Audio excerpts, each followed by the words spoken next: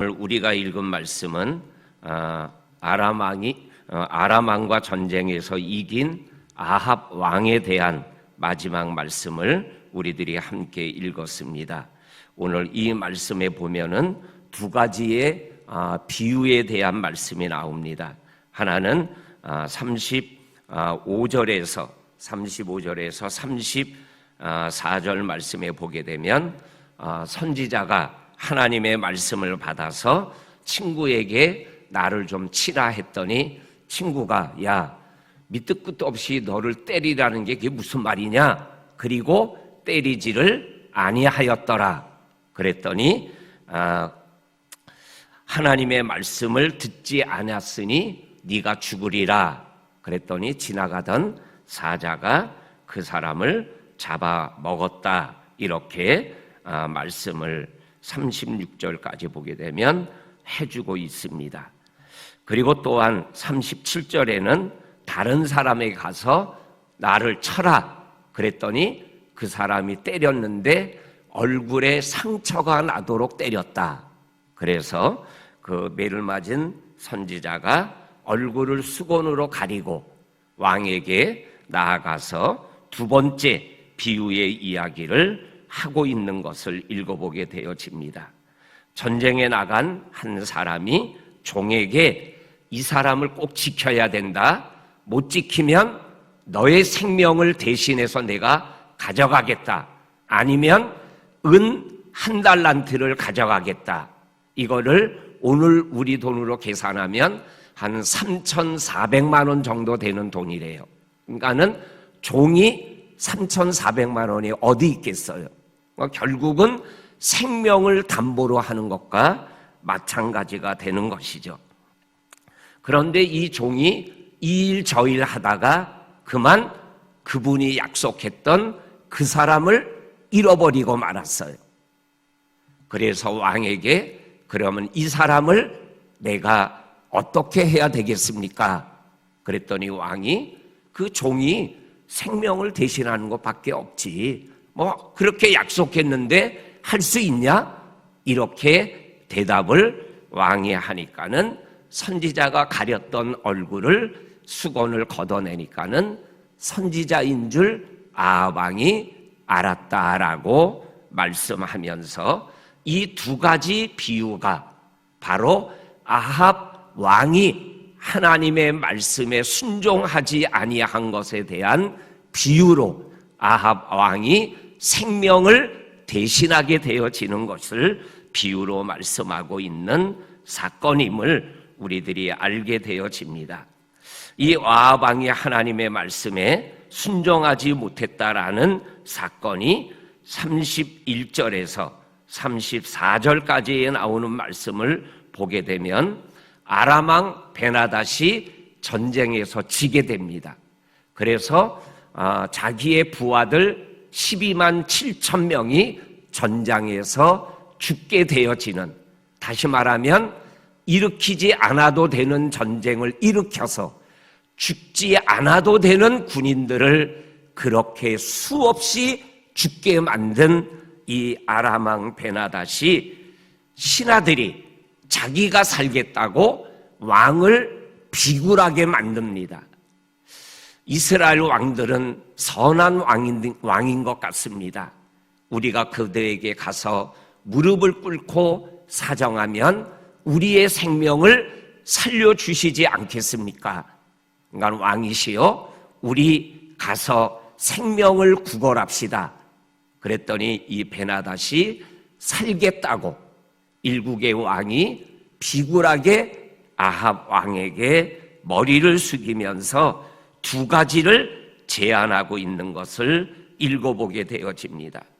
두 가지, 첫째가 뭐냐면 내 아버지가 당신 아버지 때에 싸워서 빼앗아 온 성읍을 돌려주겠다.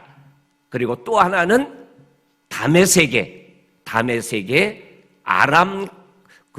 아합 왕 거리를 만들어 주겠다라는 두 가지를 항복의 조건으로 내거니까는 이 아합 왕이 그것을 받아들이고 그를 병거에 태워서 돌려보내는 그러한 장면이 31절에서 34절까지에 있는 말씀을 우리가 통해서 이 아합 왕이 하나님의 말씀에 순종하지 못하는 것을 우리에게 말씀하여 주고 계십니다.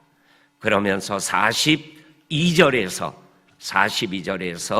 이렇게 선지자가 왕 아합 왕에게 말씀합니다. 그가 왕께 아뢰되 여호와의 말씀이 내가 멸하기로 작정한 사람을 내 손으로 살려 놓았은즉 너의 목숨을 그의 목숨을 대신하여 가져가겠다. 그리고 내 백성도 고난을 받게 되겠다라고 말씀하여 주고 있는 것을 보게 되어집니다. 오늘 이 세 가지의 사건, 뺨때기 사건, 그리고 종이 사람을 지키지 못한 사건, 그리고 아합 왕이 하나님의 말씀을 순종하지 못하는 이 사건 세 가지를 통해서 여호와의 말씀, 하나님의 말씀에 순종하는 것이 얼마나 중요한 것인가, 불순종하는 것이 얼마나 하나님 앞에 큰 죄인가를 우리들에게 말씀하고 있는 말씀을 읽어보게 되어집니다. 우리가 아는 대로 성경 말씀에 보게 되면 순종할 수 없는 것을 순종함으로 하나님 앞에 특별한 은혜를 받고 인정받는 모습들이 성경에 보면 많이 나오는 것을 보게 되어집니다.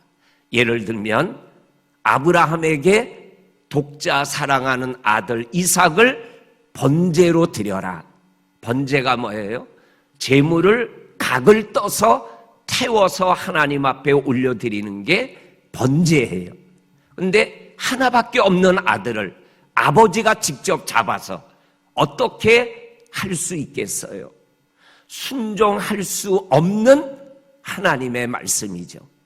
그런데 아브라함이 그거를 순종함으로 인해서 이제야 네가 비로소 나를 진짜로 경외하는 줄 아노라.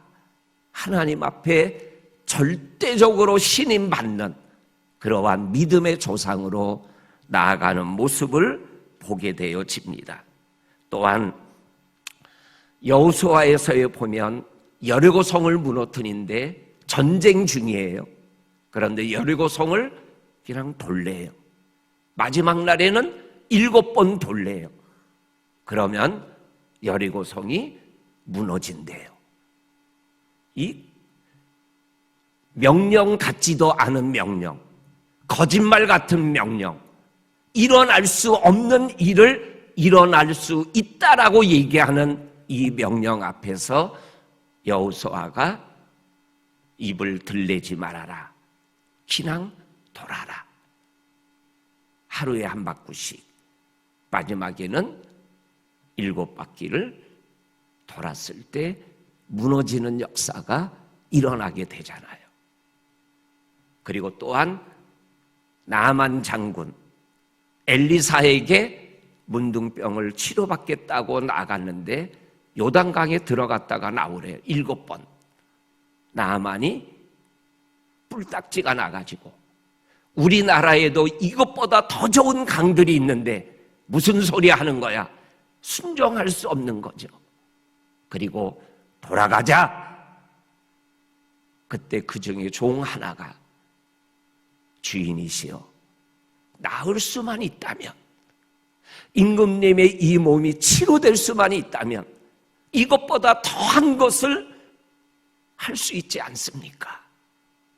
성경에는 기록되어 있지 않지만 주인님이 7번 들어갈 때 저도 같이 들어가겠습니다. 그랬더니 나만이 들어가는 거죠. 그랬더니 7번째 들어갔다 나올 때 온몸이 어린아이 살같이 휘어졌더라. 이 순종하기가 나만 장군 쉽지 않은 거죠. 그런데 순종하면 역사가 일어나는 거죠. 그런데 오늘 이 아합 왕은 42절에 여호와의 말씀이 멸하기로 작정한 사람을 살려준 것에 대하여 하나님이 너의 생명을 대신하여 하겠다. 이 말씀과 거의 똑같은 말씀이 어디에 나오냐면은 열왕기 사무엘상 15장에 보면 나옵니다. 사울 왕과 아말렉 왕 아각을 살려준 것에 대하여, 좋은 짐승들을 살려준 것에 대하여 하나님이 사무엘을 통하여 말씀하는 거 다 아시죠? 근데 너무나 똑같아요. 이 아합 왕 사건과. 오늘 아합 왕이 베나닷을 통해서 다메섹 거리에 임금의 거리를 만들겠습니다. 높여주겠다라는 거죠. 이름을 널리 알리겠다라는 거죠. 근데 이 사울 왕이 아말렉과 싸운 이후에 기념비를 세우는 말씀이 나와요. 자기를 드러내는 모습이 아합 왕과 이 사울 왕이 거의 똑같아요. 생명 있는 거는 살려두지 말아라. 남녀노소, 소, 양, 낙이 다 죽여라. 그런데 아각을 살려주고 또한 건강하고 튼실한 짐승들을 죽이지 않는 거죠. 그때 사무엘이 오셔서 뭐라고 얘기를 했습니까? 우리가 잘 아는 말씀이죠. 순종이 제사보다 낫다. 듣는 것이 수양의 기름보다 낫다. 하나님의 말씀을 버렸기 때문에 하나님도 왕을 버리십니다. 이렇게 대답하는 말씀을 보게 되어지죠. 오늘 이 말씀의 핵심은 하나님의 말씀이면 순종하자.